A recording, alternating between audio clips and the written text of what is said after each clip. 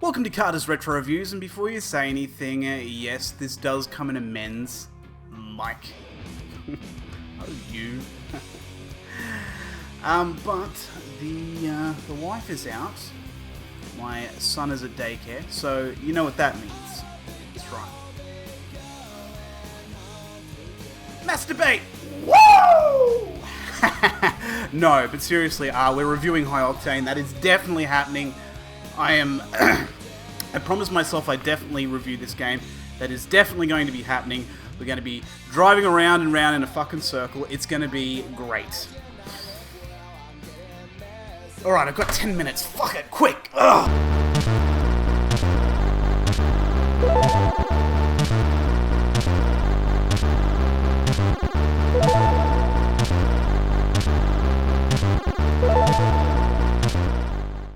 The origins of Hi-Octane were a little on the dodgy side. Before Peter Molyneux became a joke on the internet for over-promising and under-delivering and famous for dodging questions, he worked for a little company called Bullfrog. You could even say that he founded the group in 1987 with Les Edgar, and I guess you could say they made some pretty amazing games. This game was published by EA and released on the PlayStation 1, PC, and of course the Saturn, in all three territories. I have very fond memories of this game playing it back in the 90s. Except I played it on a high-powered PC. The most unfortunate aspect of this game is how it was released just before the Wipeout series, and since it was inferior in a lot of ways, so many people gave very few fucks about this game. I would argue though that had the PlayStation 1 and the Saturn ports been as good as the PC version, that it wouldn't have faded into relative obscurity. The game has no story to speak of, but does hint that we're racing in a dystopian futuristic world, thank you Wikipedia. So, let's look at the rights and wrongs. Presentation of the game is not too bad. I will be making comparisons to the PC and PlayStation 1 ports throughout, as I feel it accurately explains my opinions. There is no transparencies on the menus, and the rotation of the car selection is slow. On the PlayStation and PC ports, they're the opposite. Otherwise, it's pleasant, smart and functional. It really fits in with the overall theme, and the game looks pretty good as well. Everything in game only takes a moment or two before it all makes complete sense, or that it could just be me being slightly daft. The graphics are a real letdown. The frame rate is as stable as a violent alcoholic's relationship. On my own, it's slow, but when you add more action, it's even slower. The detailing is as poor as a partially downloaded porno JPEG from the 90s on really slow dial-up. The game also lacks texture-mapped models which are present in other versions, so I'm told by various websites. You know, it feels like someone said that, no one challenged it, and they all copied from the original website because no one has been that specific on a web page that simply outlines the game. No one. The draw distance is not great, but then again, it's the same on all ports.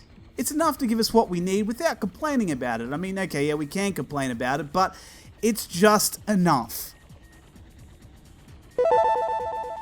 The sound is 90s dance. It feels like the developer's personal list of obscure dance music that's so obscure and generic that they could use it in the game and not get into any legal trouble over it. It's not bad by any stretch of the imagination, it's just not so amazing that it's anything outstanding. Sound effects do their job.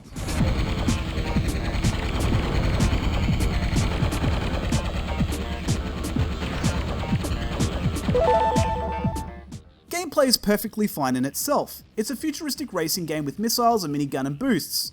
You also have to ensure you have enough ammo, shield and petrol to survive. You have a number of cars to choose from that all have wildly different stats, which gives a really good feeling of diversity between vehicles. The thing I love about this game is the track design is really well done. I don't ever feel cheated or dislike any of the tracks. Running into the walls is a bit shit, and the game absolutely punishes the shit out of you for it, but I feel that's less of the game's fault and more of me being just a shit player.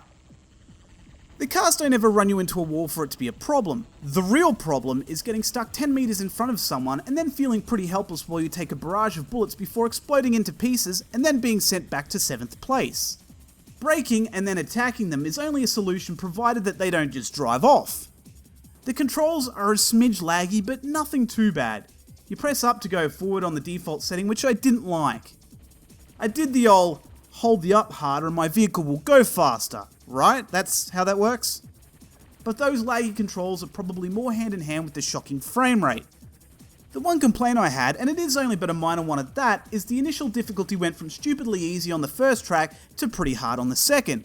Not impossible, which is a good thing, but I did come first on the first track with no real competition to dead last by a fair way on the second track, and that felt wildly inconsistent.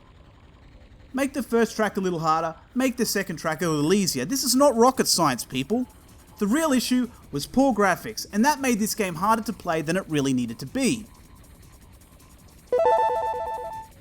Replayability is a 2-player and a string of different modes, which always makes for an interesting play. Also, if you thought the single player was slow, boy, you are in for a treat in 2-player. Would I recommend this game? I would, but not this port of it. The Saturn version is slow, kind of frustrating, and the graphics are terrible to boot. If we had a decent frame rate with a good sense of speed, that might have been enough for this to be an amazing game, because for all its faults, it's highly engrossing. I wouldn't have wasted so many hours playing it in the 90s otherwise. I would highly recommend the PC version, as it has all of these things in spades from start to finish.